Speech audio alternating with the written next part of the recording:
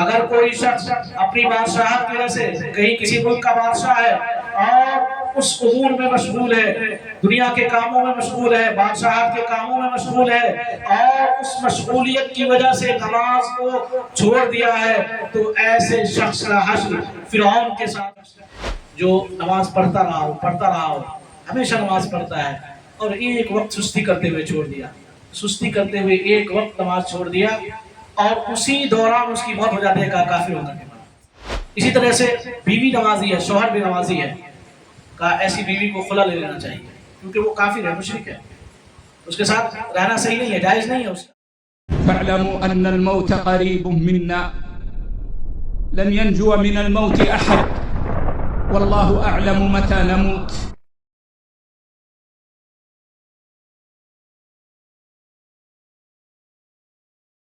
الحمد لله رب العالمين والصلاة والسلام على سيد الأنبياء والمرسلين نبينا محمد وعلى آله وصحبه أجمعين وبعد۔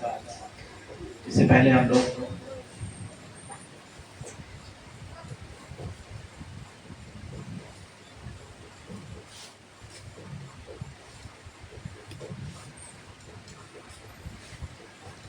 دروس المہمہ لعامۃ الامہ کی شرح کی جا چکی ہے تھوڑی سی۔ شیخ رحمہ اللہ نے کہا ہے کہ اس کے بعد جو ارکان اسلام ہیں، نماز، روزہ، حج، زکوٰۃ، اس کے تعلق سے کچھ گفتگو ہو۔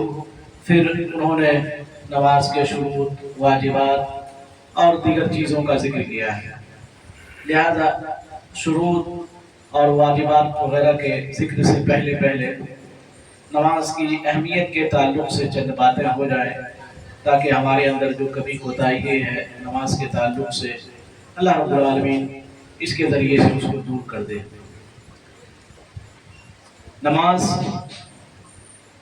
انتہائی اہم عبادت ہے اور ہر مسلمان اس بات کو جانتا ہے کہ بڑی اہم عبادت ہے نماز،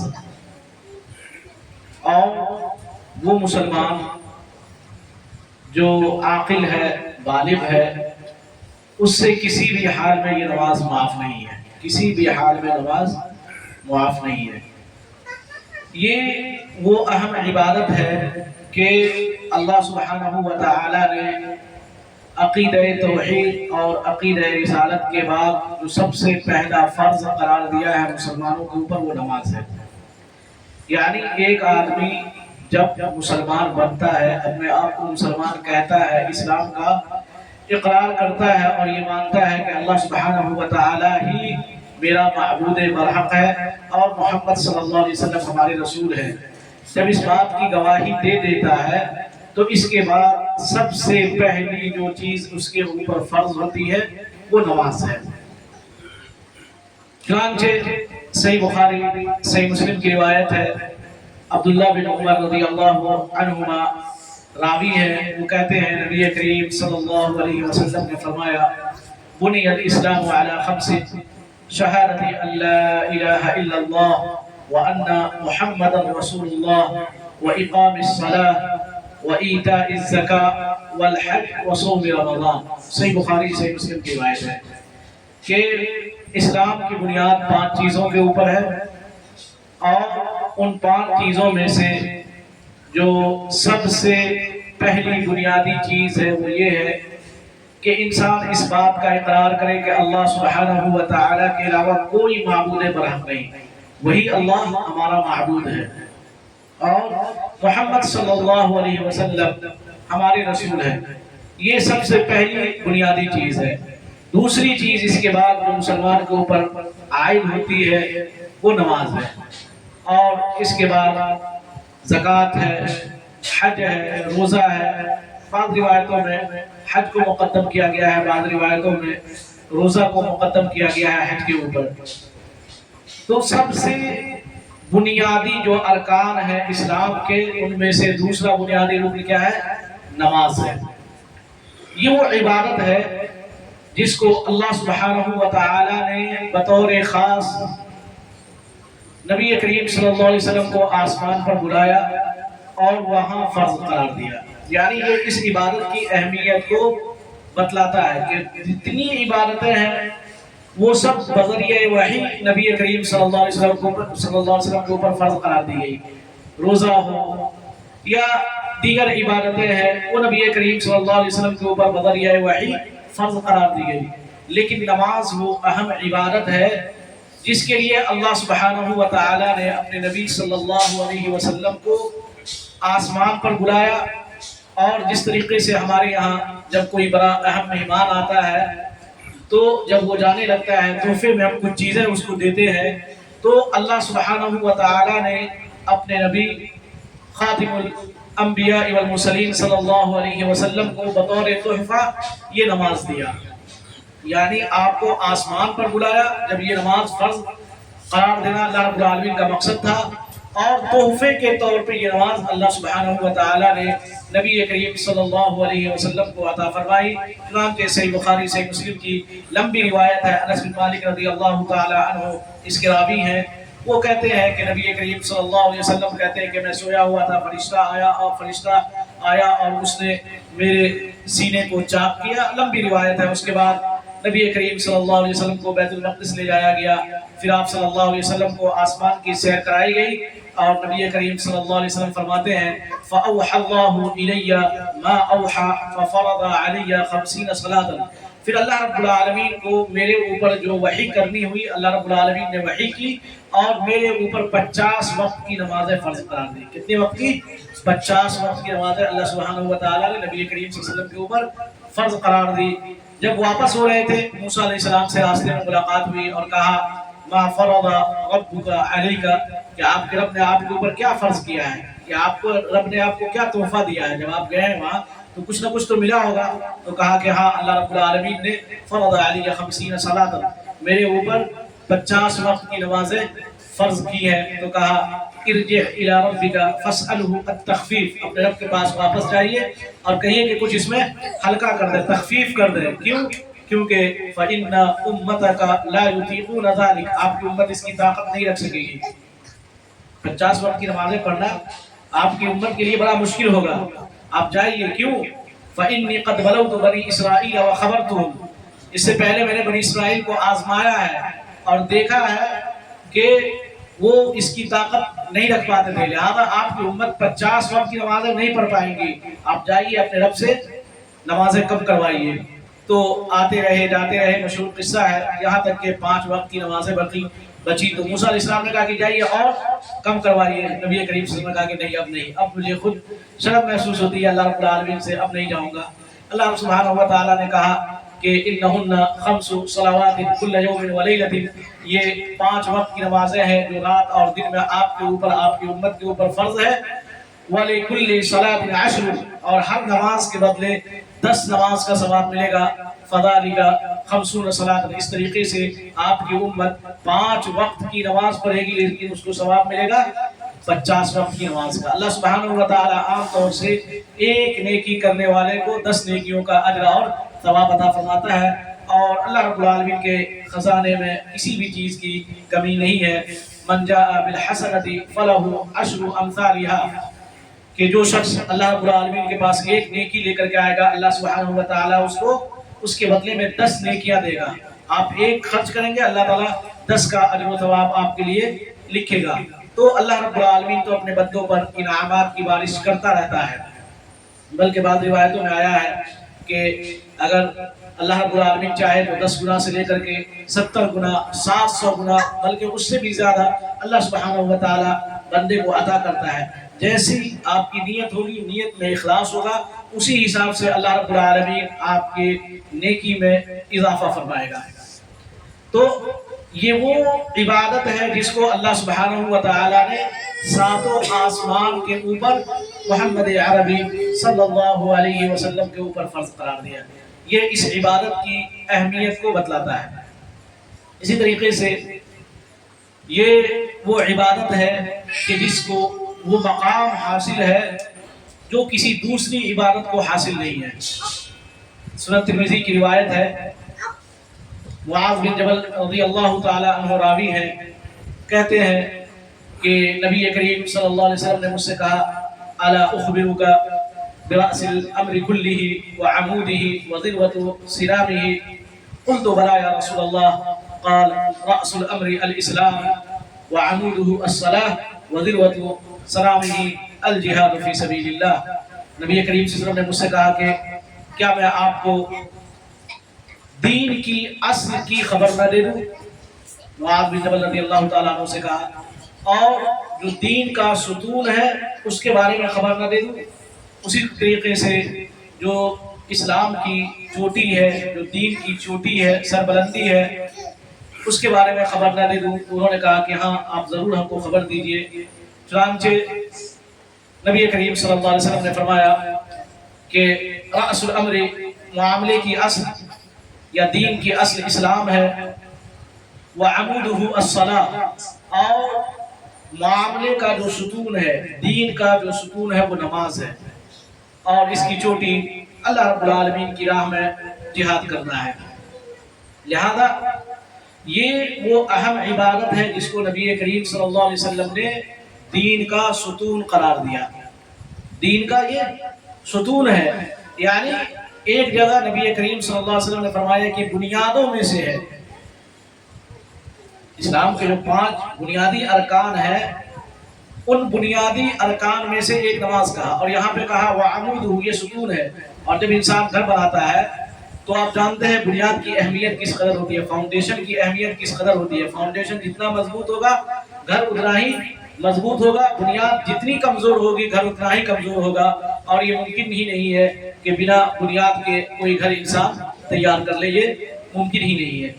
اور دوسری جگہ پہ کہا ستون، اور جانتے ہیں آپ کہ ستون کی کتنی اہمیت ہوتی ہے گھر کی مضبوطی میں، یا گھر کو بنانے کے لیے ستون کی اہمیت کس قدر ہے اور بنیاد کی اہمیت کس قدر ہے. ایک جگہ نبی کریم صلی اللہ علیہ وسلم نے کہا کہ یہ بنیاد ہے، اور ایک جگہ کہا کہ یہ دین کا ستون ہے. یہ وہ عبادت ہے کہ جب انسان اس عبادت میں مشغول ہوتا ہے تو گویا کہ اپنے رب سے سرگوشی کر رہا ہوتا ہے، بات کر رہا ہوتا ہے.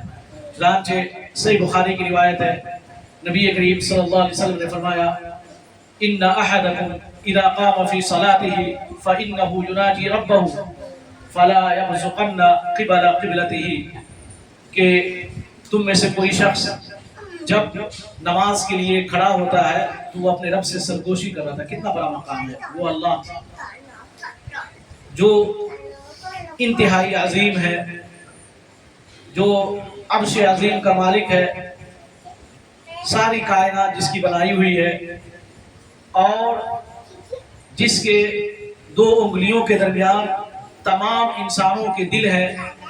جیسے چاہتا ہے اللہ الٹتا رہتا ہے، پلٹتا رہتا ہے. وہ اللہ جس کی عظمت کی کوئی انتہا نہیں.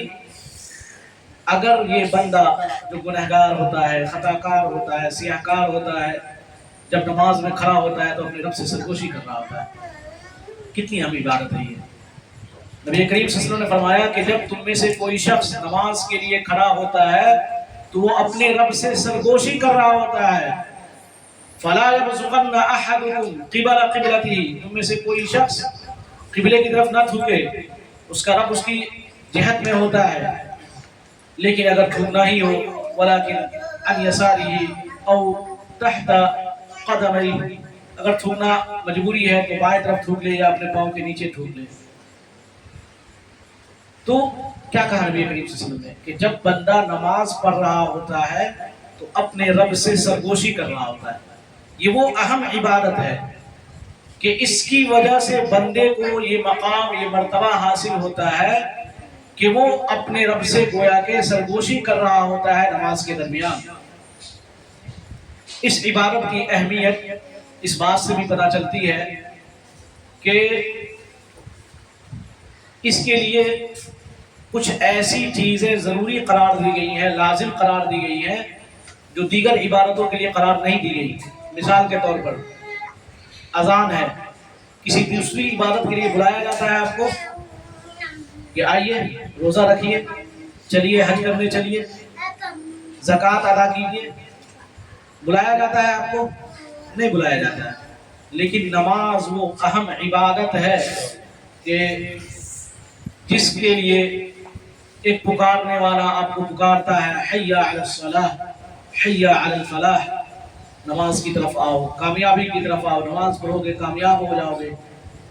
تو اس کے لیے باضابطہ پکارا جاتا ہے، بلایا جاتا ہے کہ آپ آئیے نماز کے لیے، جو اس کی اہمیت کو بتلاتا ہے۔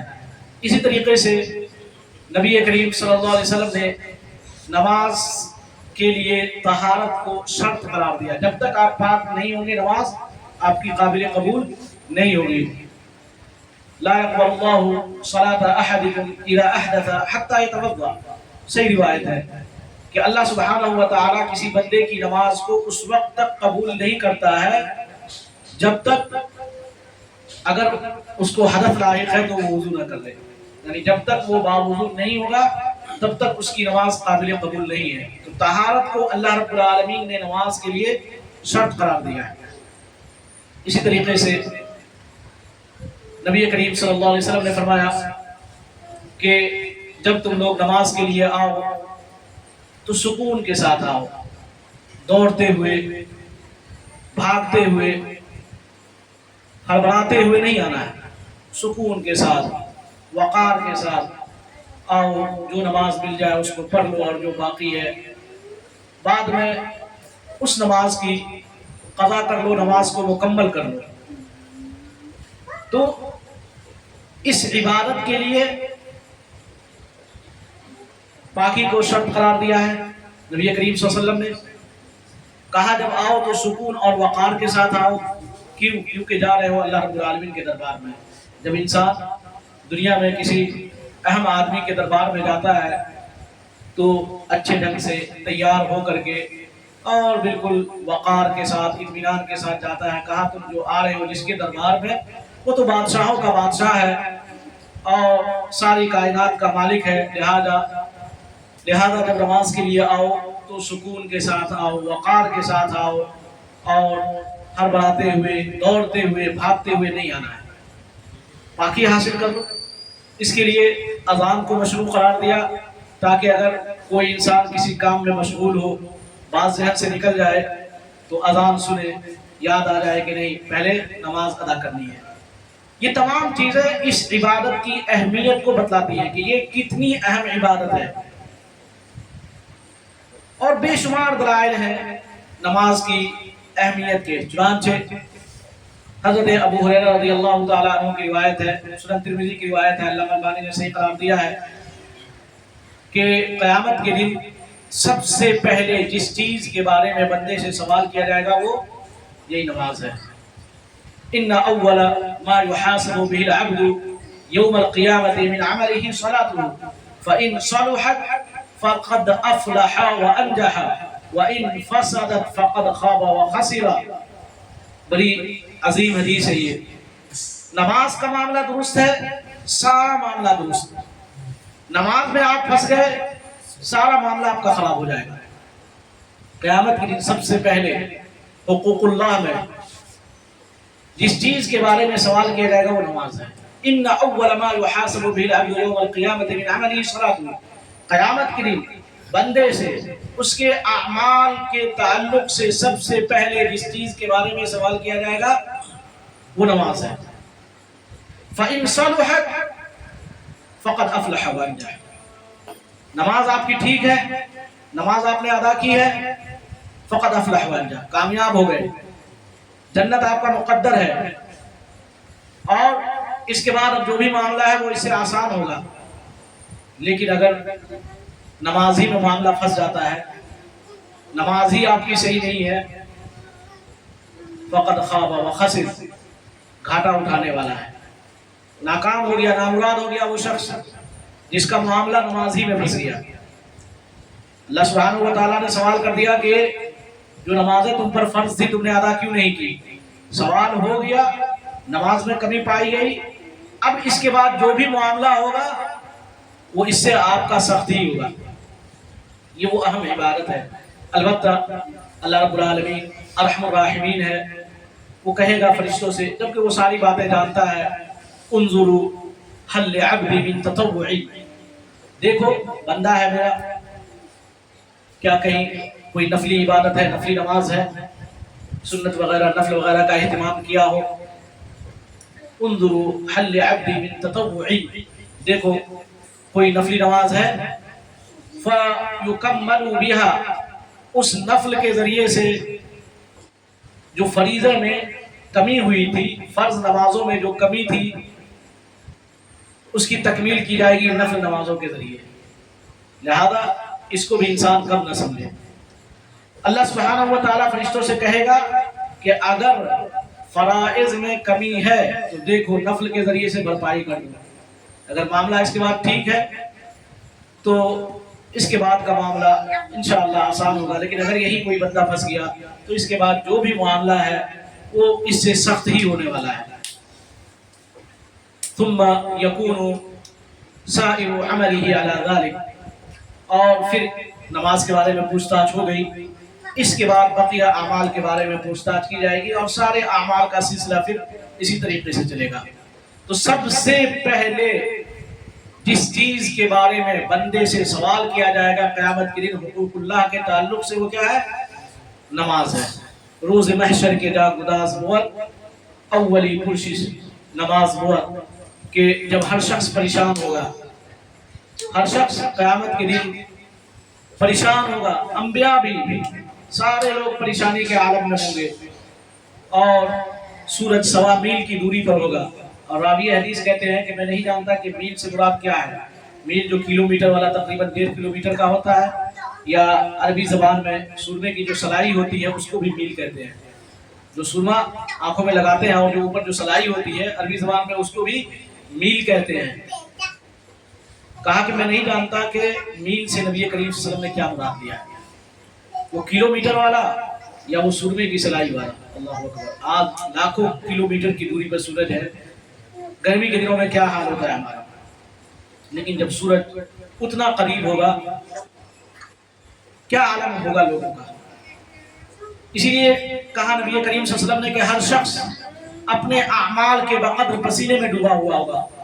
कोई टखने तक, कोई घुटने तक, कोई कमर तक, कोई सीने तक, कोई गर्दन तक, और किसी का पसीना उसको लगाम लगा रहा होगा, उसके मुंह तक उसका पसीना पहुंच रहा होगा। हर शख्स परेशान होगा, हर शख्स ये चाह रहा होगा कि इस परेशानी से निजात मिल जाए। नबियों के पास जाएंगे लेकिन नबी भी परेशान होंगे, यहाँ तक कि नबी करीम सल्लल्लाहु अलैहि वसल्लम के पास आएंगे और नबी करीम सल्लल्लाहु अलैहि वसल्लम को अल्लाह सुब्हानहु व तआला ने वो मकाम, वो मर्तबा दिया है कि आप सिफारिश करेंगे अल्लाह सुब्हानहु व तआला के सामने कि बंदों का फैसला किया जाए, तो अल्लाह सुब्हानहु व तआला बंदों का फैसला शुरू करेगा। लेकिन ऐसे मौके पर भी कि जब हर शख्स परेशान होगा, पसीने में डूबा हुआ होगा, कुछ अल्लाह के नेक बंदे ऐसे होंगे कि जिनको अल्लाह सुब्हानहु व तआला अपने अर्श के साए में जगह देगा।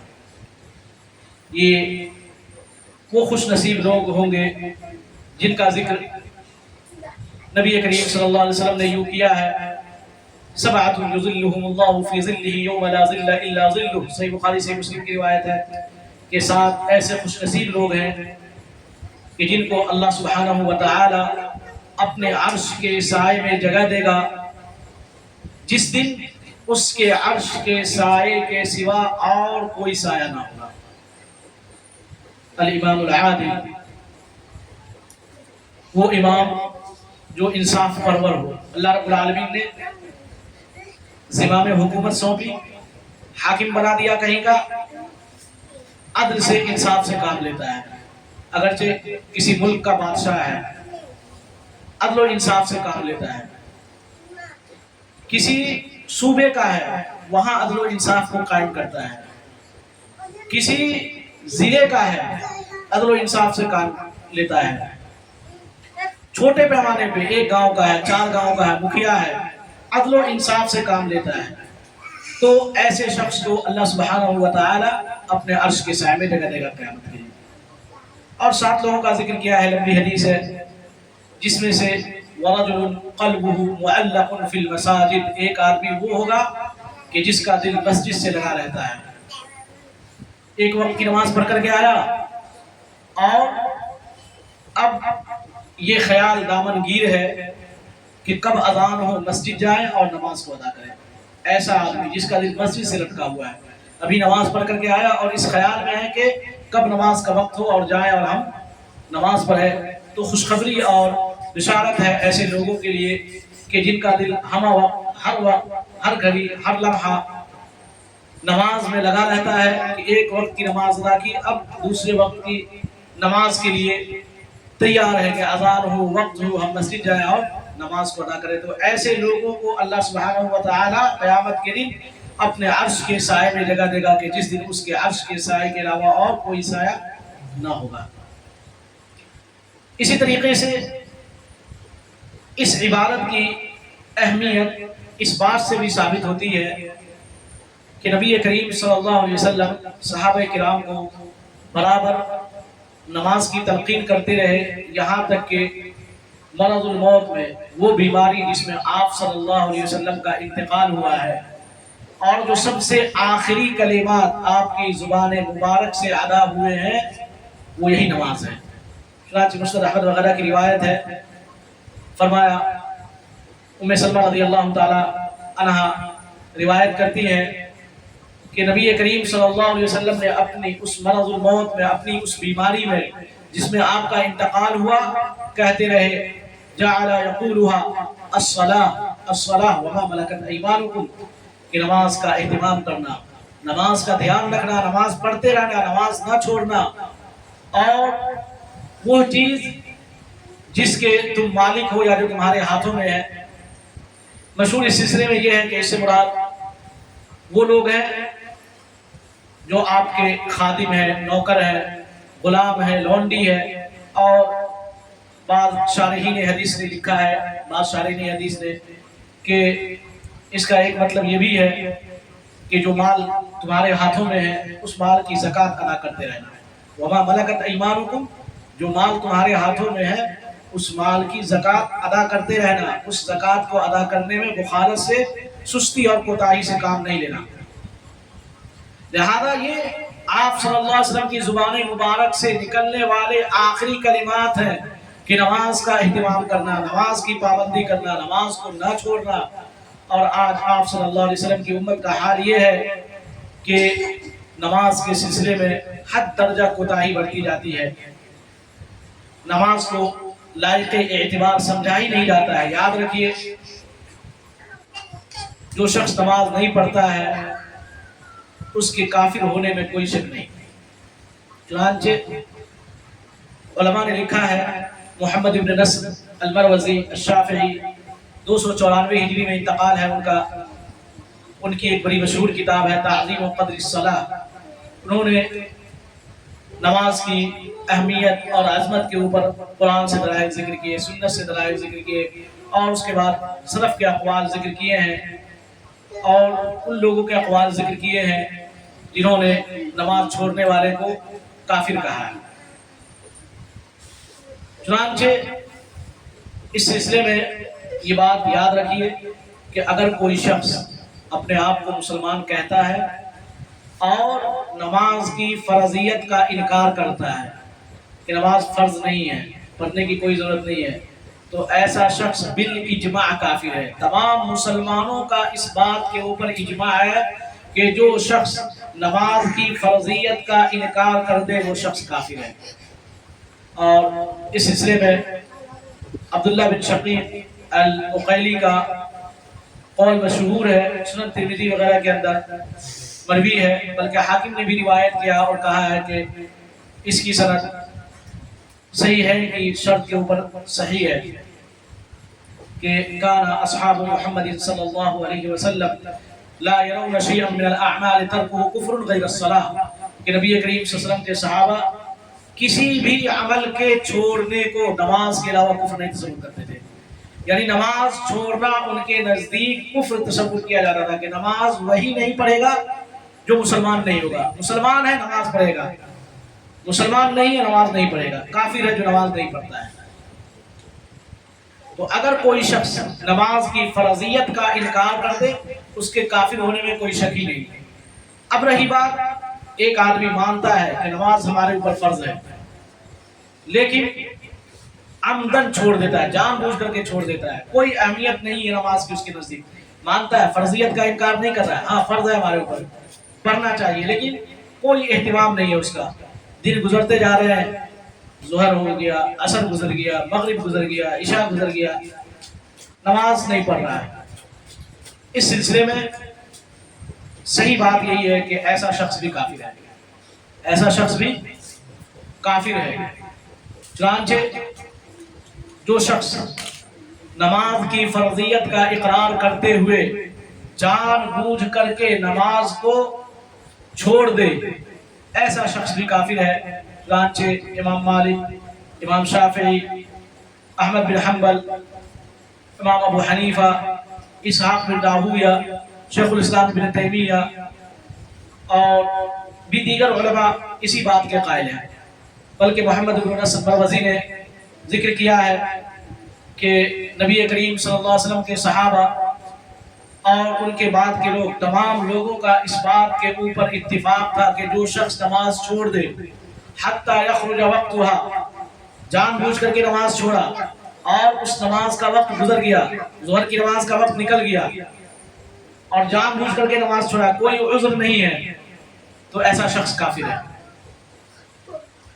فرضیت کا انکار نہیں ہے لیکن جان بوجھ کر کے نماز چھوڑا ہے، ارادہ بھی نہیں ہے کہ پڑھیں گے، یہ ارادہ بھی نہیں ہے دل میں کہ پڑھیں گے، تو ایسا شخص کافر ہے. اور علامہ ابن حزم رحمہ اللہ نے بہت سارے صحابہ کرام سے یہ قول نقل کیا ہے. چنانچہ ابو ہریرہ رضی اللہ تعالیٰ عنہ، عمر بن خطاب اور دیگر مختلف صحابہ کرام اسی کے قائل ہیں. البتہ وہ شخص جو نماز کو بھول جائے یا سویا رہ گیا، تو ایسے شخص کے لیے یہ گنجائش ہے. نبی کریم صلی اللہ علیہ وسلم نے فرمایا من نام عن الصلاة او نسیہا فلیصلیہا اذا ذکرہا، کہ جو شخص سویا رہ گیا، نماز کا وقت نکل گیا، تو جب نیند سے بیدار ہو وہ نماز پڑھ لے، یا بھول گیا، کام میں ایسا مشغول ہوا یاد ہی نہیں رہا اور اذان بھی نہیں سنی، تو ایسا شخص جو نماز کو بھول چکا ہو، بھول گیا ہو، جب اس کو یاد آئے وہ نماز پڑھ لے، تو پھر ایسے شخص کا معاملہ ان لوگوں کے جیسا نہیں ہے کہ جن کو کافر قرار دیا گیا. اور اس سلسلے میں علماء کے اقوال مشہور ہیں. نماز وہ عبادت ہے کہ جو کسی بھی حال میں مسلمانوں سے معاف نہیں ہے. اللہ سبحانہ و تعالیٰ نے قرآن کریم میں جا بجا اس کی اہمیت کا ذکر کیا ہے. فرمایا ان الصلاۃ تنہی عن الفحشاء والمنکر، نماز برائیوں سے، بے حیائیوں سے روکتی ہے. اقم الصلاۃ لذکری، میرا ذکر قائم کرنے کے لیے نماز ادا کرو. اللہ سبحانہ و تعالیٰ نے سورہ مومنون کے اندر مومنوں کی صفت بیان کی. قد افلح المؤمنون الذین هم فی صلاتهم خاشعون والذین هم عن اللغو معرضون والذین هم للزکاة فاعلون والذین هم لفروجهم حافظون الا على ازواجهم او ما ملكت ايمانهم فانهم غير ملومين فمن ابتغى وراء ذلك فاولئك هم العادون والذين هم لاماناتهم وعهدهم راعون والذين هم على صلواتهم يحافظون اولئك هم الوارثون الذين يرثون الفردوس هم فيها خالدون. اللہ سبحانہ و تعالیٰ نے سورہ مومنون کے اندر مومنوں کی صفت بیان کی. کہا حقیقی مومن وہ لوگ ہیں جو اپنی نمازوں میں خشوع اور خضوع کا اہتمام کرتے ہیں، اور پھر ان کی صفتیں بیان کی. کہا جو لوگ اپنی نمازوں کی حفاظت کرتے ہیں یہی لوگ ہیں جو جنت الفردوس کے وارث بنیں گے، جس میں وہ ہمیشہ ہمیشہ رہیں گے. اور مسند احمد وغیرہ کی روایت ہے، سند اس کی جید ہے. نبی کریم صلی اللہ علیہ وسلم نے فرمایا، جیسا کہ عبداللہ بن عمرو بن عاص رضی اللہ تعالی عنہ روایت کرتے ہوئے کہتے ہیں ان النبی صلی اللہ علیہ وسلم ذکر الصلاۃ یوما فقال من حافظ علیها كانت له نورا وبرهانا ونجاة يوم القيامة ومن لم يحافظ عليها لم تكن له نورا ولا برهانا ولا نجاة وكان يوم القيامة مع قارون وفرعون وهامان وأبي بن خلف. مسند احمد وغیرہ کی روایت ہے، سند جید ہے. کہا نبی کریم صلی اللہ علیہ وسلم نے ایک دن نماز کا ذکر کیا اور فرمایا من حافظ علیہا، جو شخص نماز کی حفاظت کرے گا. حفاظت کا مطلب سمجھ رہے ہیں نا، یہ نہیں کہ ایک وقت پڑھا 2 وقت چھوڑ دیا، تیسرے وقت پڑھا 4تھے وقت چھوڑ دیا، نہیں. جب آپ مال کی حفاظت کرتے ہیں تو کیا مطلب ہے؟ کہ ایک دن آپ اس کی حفاظت کر رہے ہیں اچھے سے، سیلف میں رکھا ہوا ہے، سیلف کے اندر کہیں چھپا کر کے روپیہ پیسہ سونا چاندی، اور دوسرے دن ایسے ہی باہر آپ نے آنگن میں نکال کر کے رکھ دیا، جو چاہے اٹھا کر کے لے جائے. کیا کرتے ہیں؟ حفاظت کا مطلب یہ ہے کہ آپ ہمیشہ اس کی حفاظت کرتے رہیں. سونا چاندی ہے، روپیہ پیسہ ہے، آپ شیلف کے اندر کہیں اچھی جگہ پہ رکھتے ہیں تاکہ بچوں کی نگاہ نہ پڑے، غیر لوگوں کی نگاہ نہ پڑے، اور برابر آپ اس کی حفاظت کرتے ہیں. من حافظ علیہا، جو نماز کی حفاظت کرے گا، برابر اس کو ادا کرے گا، کانت لہ نورا وبرہانا ونجات یوم القیامہ، تو قیامت کے دن یہ نماز اس کے لیے نور، روشنی بن کر کے آئے گی، اور برہان، دلیل بن کر کے آئے گی، ونجاتن، اور نجات کا ذریعہ بن کر کے آئے گی. اور اس سلسلے میں آیات موجود ہے. اللہ سبحانہ و تعالیٰ نے فرمایا کہ مومنین کے سامنے قیامت کے دن اس کا نور، اس کی روشنی دوڑ رہی ہوگی، جس کے ذریعے سے وہ اپنا سفر طے کرے گا. تو کہا یہ نماز، جو شخص نماز کی حفاظت کرے گا، قیامت کے دن اس کے لیے یہ نماز نور بن کر کے، برہان، دلیل بن کر کے، اور نجات کا ذریعہ بن کر کے آئے گی. وَمَن لَّمْ يُحَافِظْ عَلَيْهَا، اور جو نماز کی حفاظت نہیں کرے گا، لَمْ تَكُن لَّهَا نُورًا وَلَا بُرْهَانٌ وَلَا نَجَاتٌ يَوْمَ الْقِيَامَةِ، یہ قیامت کے دن اس کے لیے نہ تو روشنی بن کر کے آئے گی، نہ نجات کا ذریعہ بن کر کے آئے گی، نہ دلیل بن کر کے آئے گی. وَكَانَ يَوْمَ الْقِيَامَةِ مَعَ قَارُونَ وَفِرْعَوْنَ وَهَامَانَ وَأُبَيَّ بِنْ خَلَفَ. اور ایسے لوگ جو نماز کی حفاظت نہیں کرتے ہیں، جو نماز کا اہتمام نہیں کرتے ہیں، نماز پڑھنے میں سستی کرتے ہیں، نماز کو قابل اعتبار نہیں جانتے ہیں، ایسے لوگوں کا حشر قیامت کے دن فرعون کے ساتھ ہوگا، قارون کے ساتھ ہوگا، حامان کے ساتھ ہوگا، ابی بن خلف کے ساتھ ہوگا. اور علامہ ابن قیم رحمہ اللہ نے اس حدیث کی شرح میں بڑا عمدہ جملہ لکھا ہے. کہا کہ نماز سے انسانوں کو جو چیز غافل کرتی ہے، وہ کبھی اس کا مال ہوتا ہے، اس کی دولت ہوتی ہے، کبھی اس کی تجارت ہوتی ہے، اور کبھی انسان اپنی ریاست کی وجہ سے، اپنی وزارت کی وجہ سے نماز سے غافل ہو جاتا ہے، اور کبھی بادشاہت اور ملک اس کو نماز سے غافل کر دیتی ہے. چنانچہ کہا کہ اگر کوئی شخص اپنی بادشاہت کی وجہ سے کہیں کسی ملک کا بادشاہ ہے اور اس امور میں مشغول ہے، دنیا کے کاموں میں مشغول ہے، بادشاہت کے کاموں میں مشغول ہے، اور اس مشغولیت کی وجہ سے نماز کو چھوڑ دیا ہے، تو ایسے شخص کا حشر فرعون کے ساتھ ہوگا. اور اگر کسی شخص کے مال نے، اس کی دولت نے اس کو نماز سے غافل کر دیا ہے، تو ایسے شخص کا حشر قارون کے ساتھ ہوگا. اور جس شخص کو اس کی ریاست میں، وزارت میں منتری بن گیا کہیں کا، اور اس منترالے میں، وزارت میں مشغول ہونے کی وجہ سے نماز کو قابل اعتنا نہیں سمجھا، نماز نہیں پڑھی، تو ایسے شخص کا حشر حامان کے ساتھ ہوگا. اور جس شخص کو اس کی تجارت نماز سے غافل کر دے، تو ایسے شخص کا حشر ابی بن خلف کے ساتھ ہوگا. لہذا ہر انسان اپنا اپنا محاسبہ کر لے کہ آخر کس چیز نے ہم کو نماز سے غافل کر دیا ہے. اگر تجارت میں غافل کر دیا ہے تو ایسے لوگوں کا حشر ابی بن خلف کے ساتھ ہوگا. اگر بادشاہت نے غافل کر دیا ہے، فرعون کے ساتھ. اگر ریاست نے، وزارت نے اگر غافل کر دیا ہے نماز سے، تو حامان کے ساتھ. اگر مال و دولت نے غافل کر دیا ہے، تو ایسے شخص کا حشر قارون کے ساتھ ہوگا. کسی بھی حال میں یہ نماز معاف نہیں ہے. فرمایا اللہ سبحانہ و تعالی نے، حافظوا علی الصلوات والصلاة الوسطى وقوموا للہ قانتین فإن خفتم فرجالا أو ركبانا فإذا أمنتم فاذكروا الله كما علمكم ما لم تكونوا تعلمون. کہ نماز کی حفاظت کرو، محافظت ہونی چاہیے نماز کی، بطور خاص جو بیچ والی نماز ہے، عصر کی نماز، جیسا کہ حدیث سے ثابت ہوتا ہے کہ صلاۃ الوسطی یہ عصر والی نماز ہے. بطور خاص اس نماز کا اہتمام کرو، اور اللہ کے سامنے خشوع و خضوع اختیار کرتے ہوئے کھڑے ہو جاؤ. کہا جب تم کو خوف ہو، دشمن سامنے ہو، سکون کے ساتھ، اطمینان کے ساتھ نماز نہیں پڑھ سکتے ہو، چلتے ہوئے نماز پڑھ لو. سواری پر سوار ہونے کی حالت میں نماز پڑھ لو. فرجالا او رکبانا، لیکن جب امن و امان حاصل ہو جائے تو اس طریقے سے اللہ سبحانہ و تعالیٰ کا ذکر کرو جس طریقے سے اللہ رب العالمین نے تم کو سکھلایا ہے۔ حالت جنگ میں بھی نماز معاف نہیں ہے۔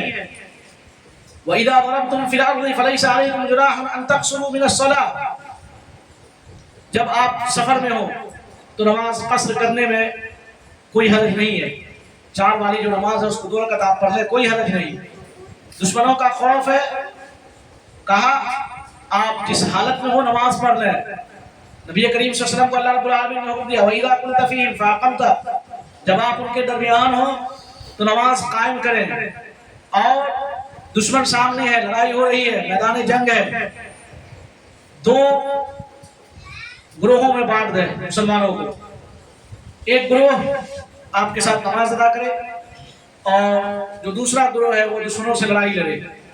جب یہ لوگ اپنی نماز مکمل کر لیں یہ جائیں، اور اس کے بعد جو دوسرا گروہ باقی ہے وہ آئے اور نماز ادا کرے۔ اس کو جو جنگ کی نماز ہے اس کی کیفیت احادیث کی کتابوں میں مذکور ہے کہ یہ جو جنگ والی نماز ہے، خوف والی نماز ہے، یہ کس طریقے سے ادا کی جائے گی، اور اس کے 3 طریقے مشہور ہیں اس سلسلے میں۔ حدیث کی کتابوں میں تفصیل اس کی مذکور ہے۔ کسی بھی حال میں نماز معاف نہیں ہے آپ سے، کسی بھی حال میں، حالت جنگ میں ہو تب بھی، سفر میں ہو تب بھی، حضر میں ہو تب بھی، کسی بھی حال میں نماز آپ سے معاف نہیں ہے۔ نبی کریم صلی اللہ علیہ وسلم مرض الموت میں اس کی وصیت کر رہے ہیں کہ لوگوں نماز ادا کرتے رہنا، نماز پڑھتے رہنا، نماز کو نہ چھوڑنا۔ بلکہ ایک روایت میں آیا ہے نبی کریم صلی اللہ علیہ وسلم نے فرمایا کہ دین اسلام کے جو احکامات ہیں ایک ایک کر کے ختم ہوتے چلے جائیں گے۔ لَتُنْقَضَنَّ عُرَى الْإِسْلَامِ عُرْوَةً عُرْوَةً، دین اسلام کے احکامات ایک ایک کر کے ختم ہوتے چلے جائیں گے۔ جب ایک حکم ختم ہوگا لوگ دوسرے کو پکڑیں گے۔ فرمایا سب سے پہلے جو چیز ختم ہوگی وہ بادشاہوں کے درمیان سے عدل و انصاف کا ختم ہو رہا ہے، وَآخِرُهُنَّ الصَّلَاةُ، اور جب سب سے آخری میں جو چیز ختم ہوگی وہ نماز ہے۔ نماز مسلمانوں کے درمیان، کافروں کے درمیان فرق کرنے والی چیز ہے۔ آپ اپنے آپ کو لاکھ مسلمان کہتے رہے، نماز نہیں پڑھتے ہیں، آپ میں اور ان میں کوئی فرق نہیں۔ نبی کریم صلی اللہ علیہ وسلم نے فرمایا، بريدہ بن حصیب رضی اللہ تعالیٰ عنہ راوی ہیں کہ العہد الذی بیننا وبینہم الصلاۃ من ترکھا فقد کفر، ہمارے درمیان اور کافروں کے درمیان جو عہد ہے، جو فرق کرنے والی چیز ہے وہ کیا ہے؟ نماز ہے۔ جس نے نماز چھوڑ دیا وہ کافر ہے، وہ کافر ہے جس نے نماز نہیں ادا کیا۔ جو نماز نہیں پڑھتا اپنے آپ کو لاکھ مسلمان کہتا رہے وہ کافر ہے۔ اور صحیح مسلم کی روایت ہے، جابر بن عبداللہ رضی اللہ تعالیٰ عنہ راوی ہے، وہ کہتے ہیں نبی کریم صلی اللہ علیہ وسلم نے فرمایا بین العبد وبین الکفر ترک الصلاۃ، مسلمان کے درمیان اور کفر کے درمیان، بندہ مومن کے درمیان اور کافر کے درمیان، مسلمان بندے کے درمیان اور مشرک کے درمیان جو چیز فرق کرنے والی ہے وہ نماز ہے۔ جو نماز نہیں پڑھتا ہے وہ کافر ہے۔ لہذا ہمیں اس عبادت کا اہتمام کرنا چاہیے اور اپنی تمام ذمہ داریوں کو پسے پشت ڈال کر پہلے اس عبادت کو ہم ادا کریں، اور اس کے بعد دیگر جو ذمہ داریاں ہیں اس کو ہم ادا کریں۔ اللہ رب العالمین نے خود کہا ہے فَإِذَا قُضِيَتِ الصَّلَاةُ فَانتَشِرُوا فِي الْأَرْضِ، یہ نہیں کہتا کہ آپ ہر وقت نماز میں لگے رہیں، نہیں، آپ روزی کمانے کے لیے نکلیں، روزی کمائیں۔ وَلَا تَنْسَ نَصِيبَكَ مِنَ الدُّنْيَا، اللہ رب العالمین نے دنیا میں آپ کا جو حصہ جو مقرر رکھا ہے اس کو نہ بھولیں۔ آپ دنیا کمانے کے لیے نکلیں، لیکن دنیا کمانے کے لیے دین کو پسے پش ڈال دینا، دنیا کمانے کے لیے نماز چھوڑ دینا، یہ اللہ رب العالمین نے آپ کو اجازت نہیں دی ہے۔ فَإِذَا قُضِيَتِ الصَّلَاةُ فَانتَشِرُوا فِي الْأَرْضِ، جب نماز مکمل ہو جائے زمین میں پھیل جاؤ، اللہ رب العالمین کا فضل تلاش کرو۔ جو اللہ رب العالمین نے آپ کے لیے روزی لکھی ہے اس روزی کو آپ تلاش کریں، لیکن نماز ہر حال میں آپ کو ادا کرنی ہے۔ اللہ رب العالمین نے کہا فویل للمصلین الذین هم عن صلاتهم ساہون، خرابی ہو، بربادی ہو ایسے لوگوں کے لیے جو نماز پڑھتے ہیں. فویل للمصلین، نماز پڑھتے نہیں کہا کہ نماز نہیں پڑھتے. اور ویل ہلاکت، بربادی، خرابی اس معنی میں بھی آتا ہے، اور جہنم کی ایک وادی کا بھی نام ہے. جہنم کی ایک وادی کا نام بھی ویل ہے. یا تو یہ شخص اس جہنم کی وادی میں داخل ہوگا جس کا نام ویل ہے، یا پھر ایسا شخص ہلاک ہو جائے، برباد ہو جائے، خائب و خاسر ہو جائے. کہا ہلاکت اور بربادی ہو نمازیوں کے لیے، یہ نہیں کہا کہ بے نمازیوں کے لیے. جب نمازیوں کے لیے کہا جا رہا ہے ہلاکت ہو، بربادی ہو، تو پھر بے نمازی کا کیا عالم ہے. الذین هم عن صلاتهم ساہون، جو اپنی نمازوں سے غافل ہیں، یا تو بالکل یا نماز نہیں پڑھتے، یا کبھی پڑھا کبھی چھوڑ دیا، یا نماز کو اس کے اپنے وقت میں نہیں پڑھ رہے. بڑی سستی ہوتی ہے اس معاملے میں، خاص طور سے جو لوگ نماز پڑھتے ہیں اور جن کو اللہ رب العالمین نے وہ دل عطا کیا ہے، وہ نفس عطا کیا ہے کہ جو لوامہ ہے. اگر انسان نیکی کے کام میں کوتاہی کرے تو یہ نفس ملامت کرتی رہتی ہے کہ نہیں تم نماز چھوڑ رہے ہو، نماز پڑھو، یہ برائی تم کر رہے ہو، اس برائی کو چھوڑ دو. ایسے لوگوں کا عام طور سے حال یہ ہوتا ہے کہ ظہر کا وقت گزر گیا، عصر میں پڑھ لیں گے، مغرب کا وقت گزر گیا، عشاء میں پڑھ لیں گے. تو ایسے لوگوں کو بھی مفسرین نے کہا کہ وہ اس حکم میں شامل ہیں. ایسے لوگ جو نماز کو اس کے وقت میں چھوڑ دے رہے ہیں، نماز پڑھ رہے ہیں لیکن دوسرے وقت میں جاتے ہیں. الذین هم عن صلاتهم ساہون، جو اپنی نمازوں سے غافل ہے، ان کے لیے خرابی اور بربادی ہے. تو جو نماز ہی نہیں پڑھتے ان کا کیا حال ہوگا. اور اس سلسلے میں بے شمار آیتیں، بے شمار احادیث ہیں. میں سمجھتا ہوں کہ یہ باتیں کافی ہوں گی انشاءاللہ. اللہ سبحانہ و تعالیٰ سے دعا ہے کہ بار الہ ہم لوگوں کو سچا پکا نمازی بنا دے، اور جو لوگ سستی کے شکار ہیں تو ان کو توفیق دے کہ وہ نماز کو اپنے اوقات میں ادا کریں. ان الصلاۃ کانت علی المؤمنین کتابا موقوتا، مسلمانوں کے اوپر نماز اس کے مقررہ اوقات میں فرض ہے. نماز کے لیے وقت مقرر ہے، اسی وقت میں آپ کو نماز پڑھنی ہے، نہ اس سے پہلے نہ اس کے بعد.